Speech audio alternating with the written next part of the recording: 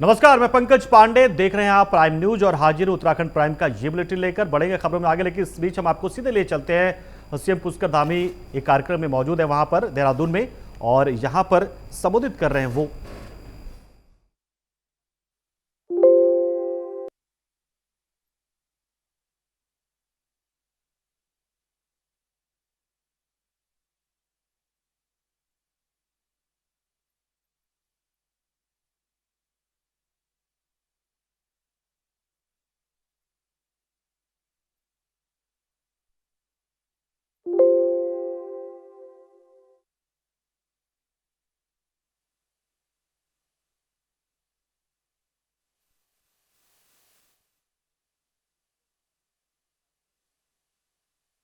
और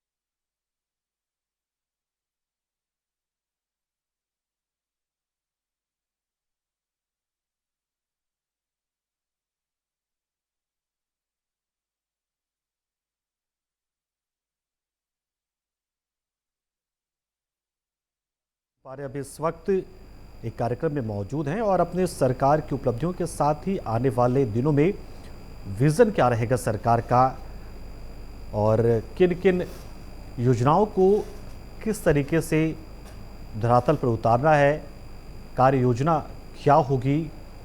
और उन्होंने साथ ही अधिकारियों को भी एक निर्देश दिया कि आपकी कार्य प्रणाली कैसे होनी चाहिए, आपको कैसे जनता की सेवा को ध्यान में रखते हुए उनकी आपको सेवा करनी चाहिए। और देखिए इसी कड़ी में ये कार्यक्रम जहां पर पुष्कर सिंह धामी मौजूद हैं।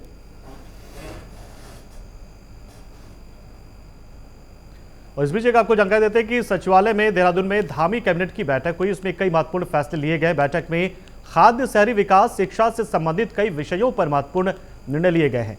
मुख्य सचिव डॉक्टर एस संधू ने इस बात की जानकारी दी और बताया कि कैबिनेट बैठक में कुल 21 एजेंडों पर फैसला लिया गया है। बता दें आपको कि कैबिनेट की बैठक में सैनिक कल्याण विभाग के तहत उपनल कर्मचारियों को अब हर महीने प्रोत्साहन भत्ता दिया जाएगा, तो इसको मंजूरी मिली। इसके साथ ही होम स्टे पर शहरी क्षेत्रों में सब्सिडी नहीं मिलेगी, यानी कि होम स्टे की सुविधा आप टूरिज्म को बढ़ावा देने के लिए अब उसमें शामिल होते हैं तो आपको फिर सब्सिडी उसमें नहीं मिलेगी। शहरी क्षेत्रों में, ग्रामीण इलाकों में ये व्यवस्था बनी रहेगी।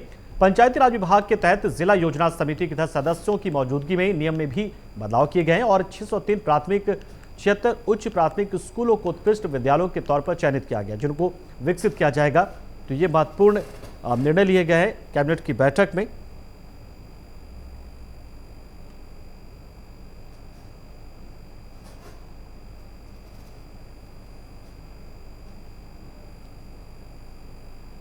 कैबिनेट में कुल 21 मद आए, जिसमें सबसे पहला आवास विभाग का मद था। इसमें गरीब तिब्बत शरणार्थियों के लिए कुछ आवास बनाए गए थे, जिसमें सरकार ने ही मुफ्त भूमि उपलब्ध कराई थी और उन्होंने नक्शा पास कराने और कुछ कंपाउंडिंग वगैरह कराई थी, जिसमें करीब 65 लाख रुपए फ़ी तय हुई थी। और क्योंकि पहले ही ये सरकार ने गरीब लोगों के लिए आवास के लिए जो भूमि भी मुफ्त दी थी, तो कैबिनेट ने 65 लाख की फीस को माफ़ किया।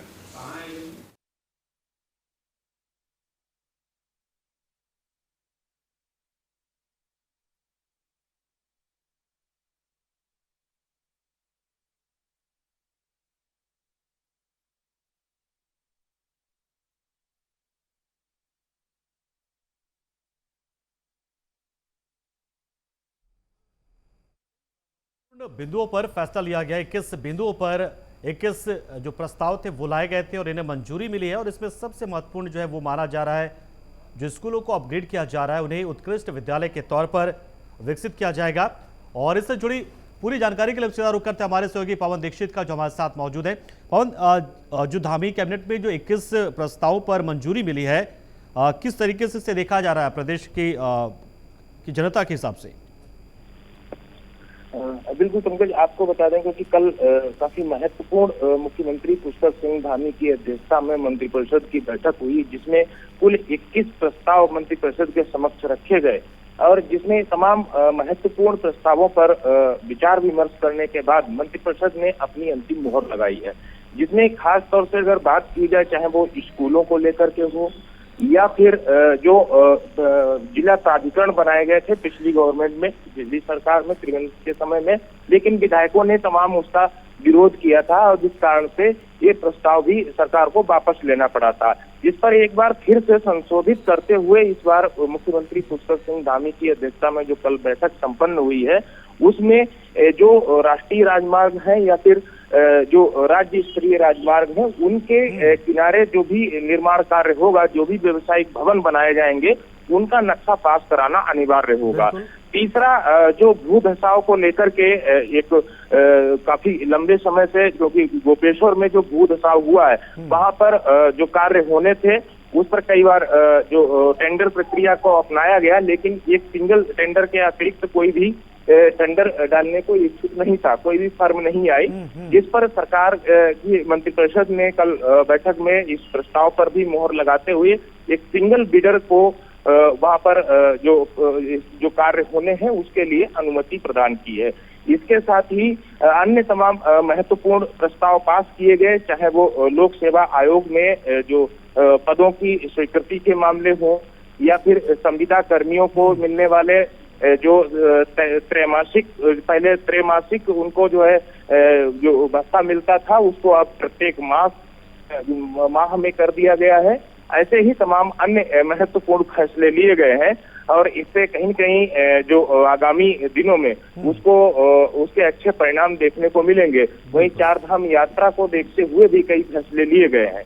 पवन, जो स्कूलों को उत्कृष्ट विद्यालय के तौर पर विकसित करने के एजेंडे पर भी सरकार ने हरी झंडी दी है धामी कैबिनेट ने, क्या उसके तहत होगा क्या स्कूलों में, मतलब क्या नई चीजें हमें देखने को मिल सकती है? बिल्कुल पंकज, क्योंकि जो उत्कृष्ट विद्यालय हैं, चाहे वो प्राथमिक विद्यालय हो या फिर माध्यमिक विद्यालय हो, उनमें शिक्षा का गुणवत्ता और स्तर को बेहतर बनाने के उद्देश्य से काफी लंबे समय से प्रयास किया जा रहा था और इस पर केंद्र सरकार से भी सहमति ली गई थी और केंद्र सरकार ने भी अपनी सहमति व्यक्त की थी, जिसमें केंद्र सरकार और राज्य सरकार दोनों मिलकर के इन उत्कृष्ट विद्यालयों का निर्माण करेंगे। उनमें शिक्षा पद्धति को बदला जाएगा। जो इन उत्कृष्ट विद्यालयों में जो पढ़ाई होगी, जो शिक्षा का स्तर होगा, वो अन्य जो निजी जो स्कूल है उनसे प्रेरणा लेते हुए और नए जो एसओपी है, नई जो शिक्षा नीति है, उसके तहत इन विद्यालयों में शिक्षा का स्तर उच्च किया जाएगा, जिसको देखते हुए आगे भविष्य में पूरे प्रदेश में ही वो व्यवस्था लागू की जा सके। तो इन उत्कृष्ट विद्यालयों से उन गरीब परिवारों के जो बच्चे हैं उनको भी बेहतर शिक्षा प्रणाली का फायदा मिलेगा। इसके साथ ही जो हॉर्टिकल्चर विभाग में विशेष महत्व जो कि देवभूमि है और जो हॉर्टिकल्चर से जुड़े हुए किसान हैं उनको लेकर के भी एक महत्वपूर्ण फैसला लिया गया, जिसमें 17,648 जो पॉली हाउस है वो बनाने का कैबिनेट ने मंजूरी दी है, क्योंकि इसके लिए बजट का प्रावधान पहले ही सत्र के दौरान लिया जा चुका है, जो बजट सत्र हुआ था उसमें।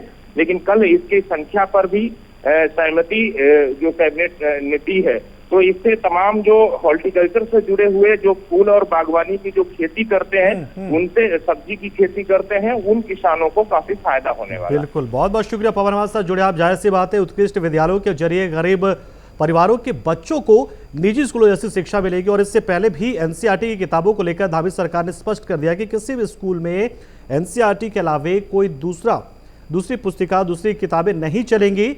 यानी पूरी कोशिश है कि सबको एक समान अच्छी शिक्षा मिले और भेदभाव ना हो किसी भी तरीके का। और इसके साथ ही हॉर्टिकल्चर विभाग की ओर से भी पॉली हाउसेस की जो संख्या बढ़ाए जाने की बात आ रही, जिसमें जाहिर सी बात है किसानों को काफ़ी फायदा मिलेगा। बागवानी विभाग का जो लाभ लेना चाहते हैं उनके लिए भी 22 अप्रैल से चार धाम यात्रा का आगाज हो रहा है। वहीं तैयारियों को अंतिम रूप भी दिया जा रहा है।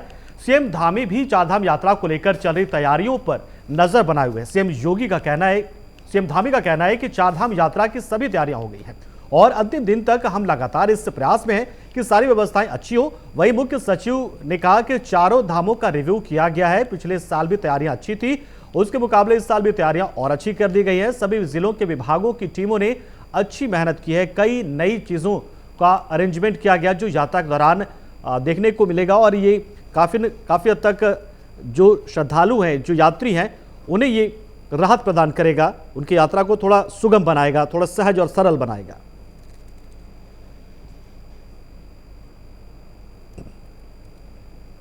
तो चारधाम यात्रा को लेकर तैयारियां तेज हो गई हैं।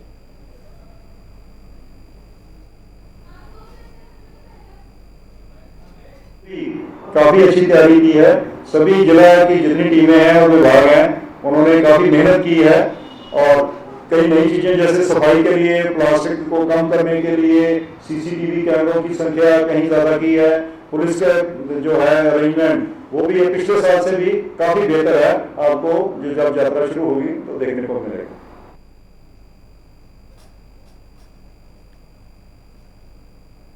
तो चारधाम यात्रा जो उत्तराखंड के लिए एक ऐसा पल होता है जो बड़ी संख्या में एक तो उत्तराखंड की संस्कृति को दूसरे लोगों तक पहुंचाता है, साथ ही बहुत सारे श्रद्धालु जो होते हैं वो अपने इष्ट देवों के दर्शन कर पाते हैं, चारधाम की यात्रा कर पाते हैं वो। इसके साथ ही स्थानीय स्तर पर रोजगार भी सृजित होता है। तो ऐसे में चारधाम यात्रा जो है वो उत्तराखंड के लिए बहुत ही महत्वपूर्ण हो जाता है, न सिर्फ आध्यात्मिक तौर पर बल्कि आर्थिक तौर पर भी ये उत्तराखंड में समृद्धि की वजह बनता है चारधाम यात्रा। और इसी को लेकर तैयारियां तेज हो गई हैं। बताया गया है कि इस बार हालांकि शुरुआती दौर में यात्रियों की संख्या सीमित करने को लेकर एक तरीके का सरकार पर दबाव भी था, क्योंकि स्थानीय लोग, कारोबारी और जो पंडा समाज है वो इसका थोड़ा सा विरोध कर रहा था। लेकिन बाद में उन्हें समझाया गया और बताया गया कि अगर यात्रियों की संख्या को, पर्यटकों की संख्या को हम अगर सीमित नहीं करेंगे तो हमारे संसाधनों का दोहन होता चला जाएगा और फिर चीज़ें जो है वो खराब होती चली जाएंगी। इसलिए हमें संरक्षित रूप से इन यात्राओं को जारी रखना है। कहीं ऐसा वक्त ना आ जाए कि हमें यात्रा बंद ही कर देनी पड़े और बाहर के लोग आ ना पाए, क्योंकि एक दबाव तो पर्यटकों को लेकर उत्तराखंड पर है ही, खासतौर से इन पहाड़ी क्षेत्रों में, इन चार धामों पर एकदम से जो अचानक से सैलाब उमड़ आता है श्रद्धालुओं का, तो एक बहुत बड़ा दबाव वहाँ के इकोसिस्टम पर भी पड़ रहा होता है। और इसलिए स्थानीय लोगों ने भी इस बात को माना और कहा कि बेहतर है कि ये चलता रहे। इधर धामी कैबिनेट की बैठक में कई महत्वपूर्ण फैसले लिए गए, जिसमें पर्वतीय क्षेत्रों में राजमार्गों के किनारे भवन मानचित्र अनिवार्य कर दिया गया। प्रदेश के राष्ट्रीय और राज्य राजमार्गों के दोनों किनारे और पर्वतीय क्षेत्रों में 100 मीटर की हवाई दूरी तक अब सभी आवासीय व्यावसायिक भवनों के निर्माण के लिए मानचित्र की स्वीकृति अनिवार्य कर दी गई, यानी कि आपको नक्शा जो है वो स्वीकृत कराना है। धामी मंत्रिमंडल में यह महत्वपूर्ण निर्णय लिया गया। इसके साथ ही पर्वतीय जिलों में अब तक निष्क्रिय चल रहे जिला विकास प्राधिकरणों के क्रियाशील होने का रास्ता भी इससे साफ हो गया है। यानी कि आप यहां पर इन प्राधिकरणों में जाकर अपना नक्शा पास करवाएंगे तभी जाकर आप निर्माण कर पाएंगे। जब तक आपको एनओसी नहीं मिलेगा, नक्शा आपका पास नहीं होगा, तब तक आपके किसी भी तरह के निर्माण को अवैध माना जाएगा। तो ये बहुत ही महत्वपूर्ण फैसला है, क्योंकि जिस तरीके से लगातार निर्माण यहाँ पर चल रहा था, धुआंधार और अंधाधुंध निर्माण चल रहा था, उससे कहीं ना कहीं यहाँ की प्रकृति पर उसका असर पड़ा, यहाँ के वातावरण पर, यहाँ के इकोसिस्टम पर असर पड़ा है। और वही हमने देखा भी जोशीमठ में जिस तरीके से हालात बेकाबू हुए, वैसे हालात बेकाबू ना हो।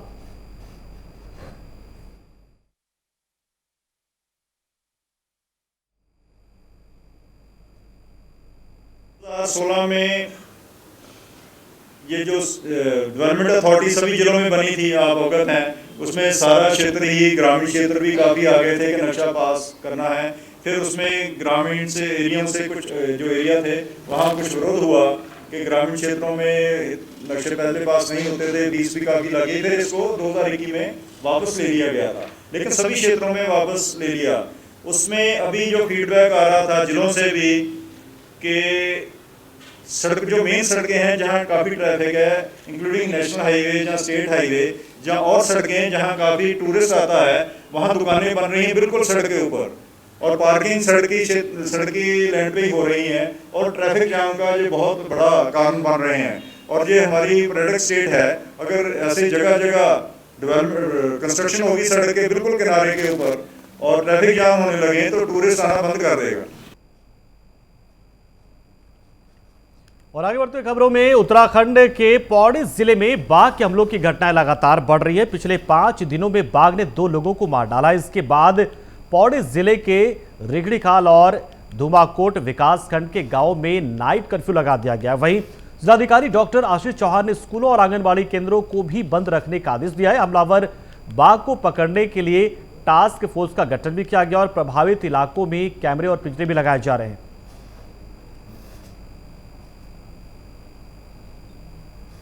तो पौड़ी में बाघ की दहशत देखने को मिल रही है। कई एक ऐसे मामले सामने आ चुके हैं जिसमें अब लोगों को अपने जीवन का खौफ हो रहा है। लोग घरों से निकलने में डरे और इसलिए स्कूल आंगनवाड़ी केंद्रों को बंद कर दिया गया इस इलाके में और नाइट कर्फ्यू लगा दिया, यानी कि रात को आपको नहीं निकलना है। ये सख्त हिदायत है। और साथ ही इस हमलावर हो चुके बाघ को पकड़ने के लिए जगह जगह पिंजरे यानी कि ट्रैप लगाए जा रहे हैं और ट्रैप कैमरे भी लगाए गए हैं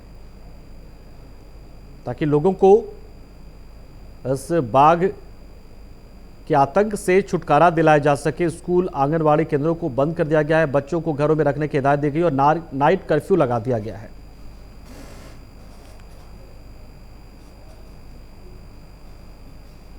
तो पौड़ी जिले में कई हिस्सों में, कई इलाकों में बाघ के हमले की खबर आई, जिसके बाद से ग्रामीण दहशत में है। सरकार से गुहार लगाई, जिसके बाद डीएम ने यह फैसला लिया। दूसरी ओर वन विभाग भी लगातार कोशिश में जुटा है कि इस बाघ को पकड़ा जा सके और इसलिए जगह जगह ट्रैप कैमरे लगाए गए हैं और पिंजरे भी लगाए गए हैं। नाइट कर्फ्यू लगा दिया जाता है। लोगों को घरों से निकलने पर मनाही है, पाबंदी है। साफ कहा गया कि अगर आप घर से बाहर निकले तो ये आपकी जिम्मेदारी होगी। इसके साथ ही वन विभाग की टीम लगातार इस बाघ को ढूंढने में लगी हुई है।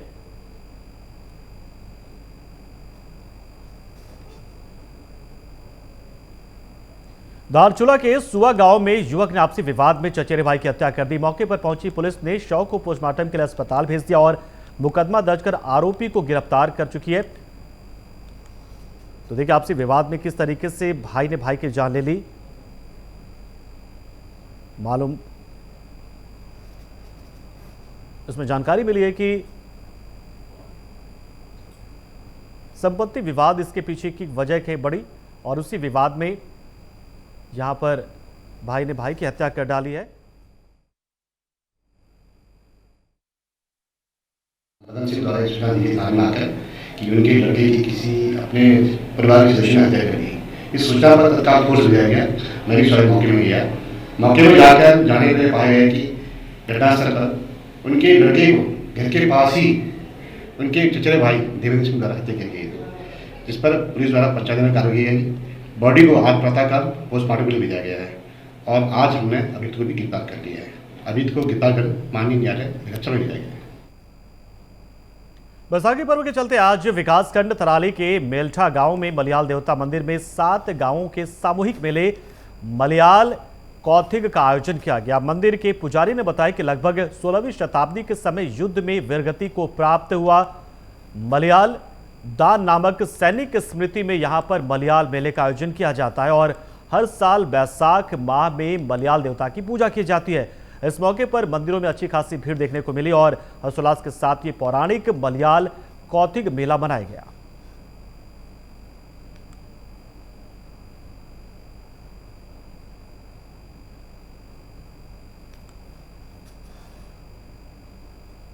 लालगुआ में कोतवाली क्षेत्र में ट्रक चालक के साथ मारपीट कर ट्रक और नकदी छीनने का एक मामला सामने आया। एक बहेड़ी निवासी एक व्यक्ति ने फाइनेंस कंपनी के गुर्गे के ऊपर उसके ट्रक चालक के साथ मारपीट करने और 13,000 रुपए नकदी छीनने का आरोप लगाया। पीड़ित ने वरिष्ठ पुलिस अधीक्षक को आवेदन पत्र देकर न्याय की गुहार लगाई। वहीं वरिष्ठ पुलिस ने मामले को गंभीरता से लेते हुए तत्काल कार्रवाई करने के आदेश दिए हैं।